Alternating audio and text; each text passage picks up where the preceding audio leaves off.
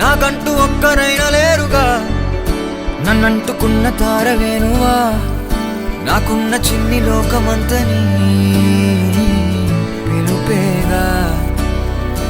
ఏరిపార చూడసాగే దూరమే,